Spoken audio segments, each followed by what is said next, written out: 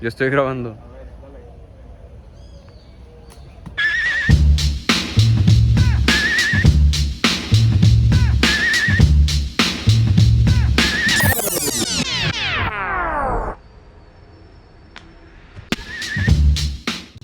El parkour surgió en Francia, en la década de 1980, desarrollado por David Bell y un grupo de jóvenes llamados los Yamakasi. Esta disciplina tiene sus raíces en el método natural desarrollado por George Hebert, el cual promovía el desarrollo físico mediante habilidades naturales como correr, saltar y trepar.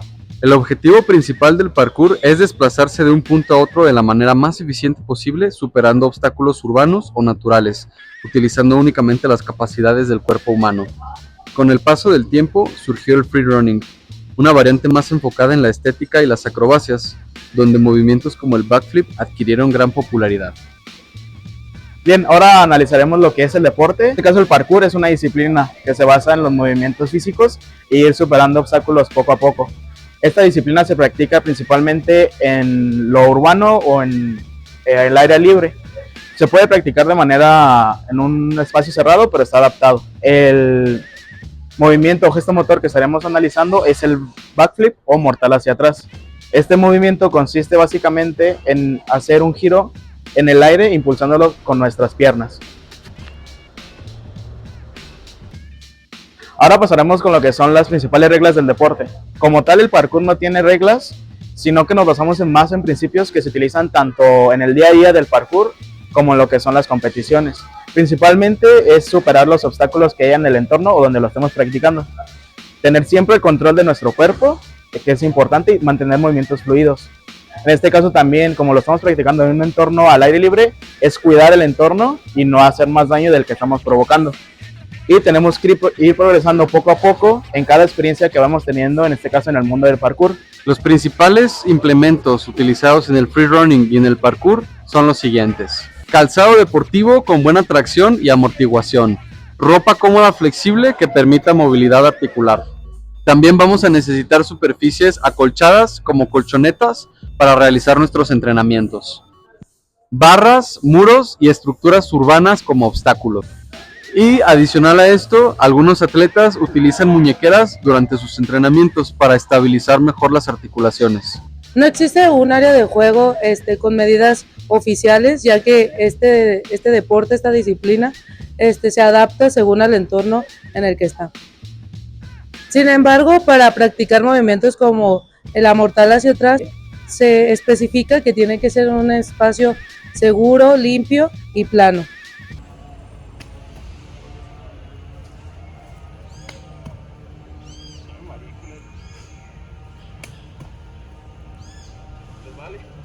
Fase de preparación. El atleta se coloca en bipedestación con los pies a la anchura de los hombros, parándose de puntas y con los brazos pegados a su tronco para balancearse a la siguiente fase. Fase de impulso. El movimiento continúa desde una posición de semiflexión en rodillas, cadera y hombros. Fase de salto. Posteriormente, el atleta genera un impulso vertical y ligeramente hacia atrás utilizando la extensión rápida de tobillos, rodillas y cadera.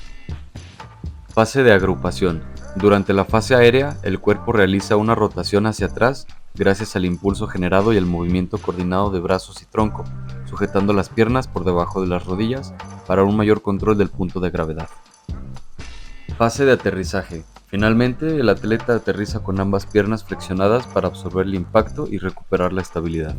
Los principales músculos involucrados en este movimiento son el cuádriceps, el gastrocnemio y el sóleo, los isquiotibiales, los abdominales, el trapecio y el deltoides. Estos músculos participan en la generación del impulso, la estabilización corporal y la absorción del impacto.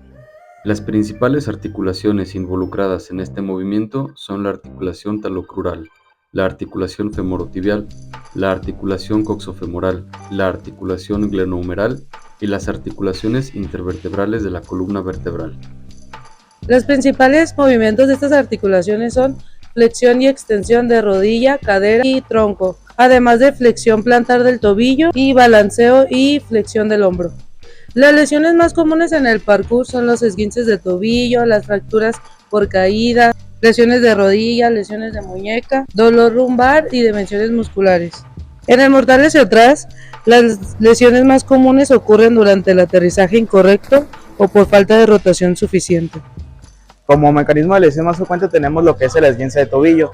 El esguince de tobillo ocurre cuando el atleta aterriza con el pie en una mala posición. ¿Esto qué provoca? Provoca una torsión excesiva de la articulación dañándolo, ya que es un movimiento que el cuerpo no está produciendo de manera natural. Durante un backflip o un mortal hacia atrás, la recepción desequilibrada puede generar la inversión forzada del tobillo, y esto llega a lesionar lo que son los ligamentos laterales del mismo. Esa lesión principalmente ocurre en el mortal cuando no se tiene una buena altura al momento de hacer el mortal, ya sea que tengas o a lo mejor una mala técnica, o durante la fase de vuelo tengas una mala orientación especial de cómo hacer el mortal, lo que al momento de caer pues provoca que puedas tener un esguince.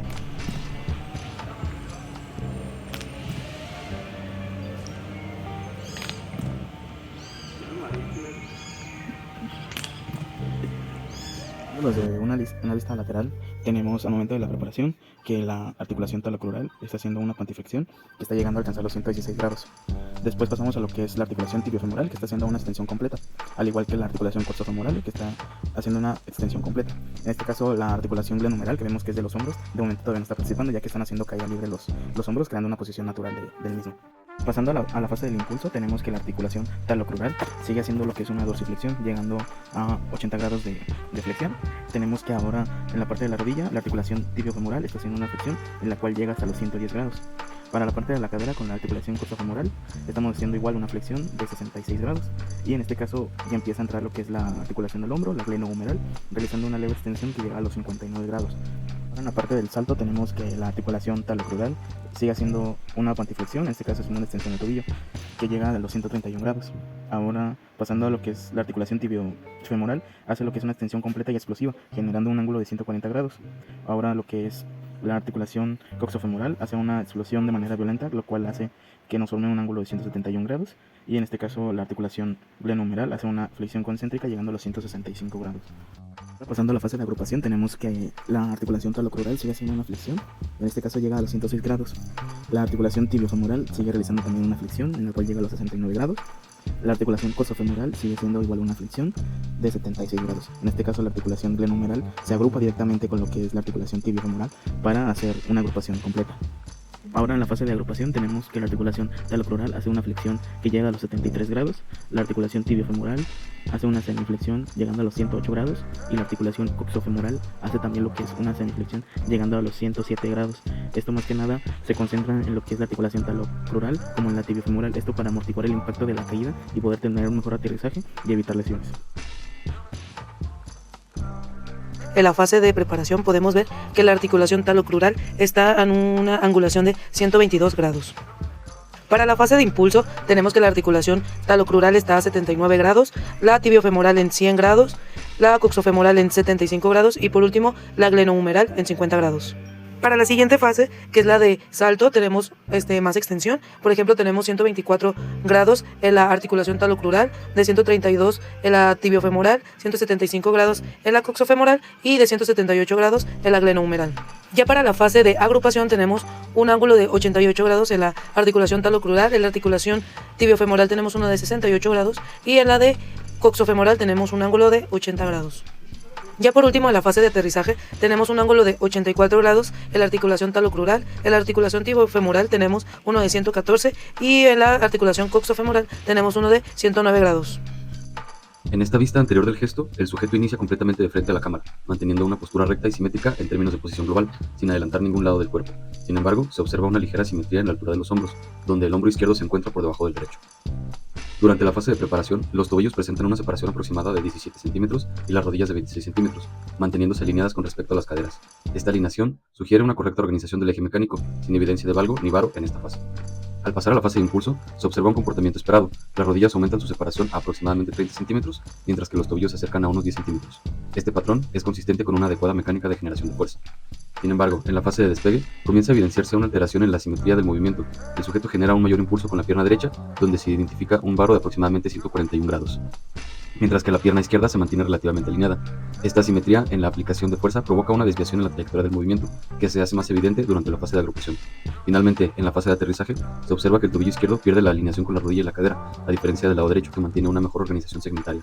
Esta desalineación podría representar un factor de riesgo, sugiriendo una posible predisposición a lesión si el patrón se repite de manera constante.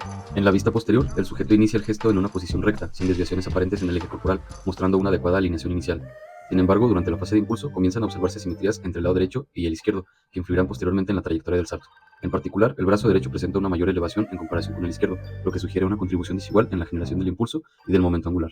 Adicionalmente, se identifica una rotación externa del tobillo derecho, la cual se asocia con la aparición de un varo aproximado de 167 grados en este segmento. Esta alteración en la alineación indica una distribución asimétrica de fuerzas desde el inicio del despegue. Durante la fase de aterrizaje, se observa que la pierna izquierda establece contacto con el suelo de manera más alineada y estable.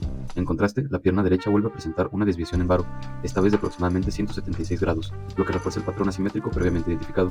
En conjunto, estos hallazgos sugieren un desequilibrio en la mecánica del movimiento, especialmente dominante en el lado derecho, lo cual podría afectar la eficiencia del gesto y aumentar el riesgo de lesión si no se corrige.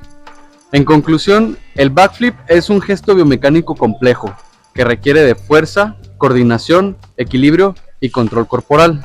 El análisis biomecánico permite comprender cómo participan los músculos y articulaciones durante cada fase del movimiento, además de ayudar a mejorar la técnica y prevenir lesiones.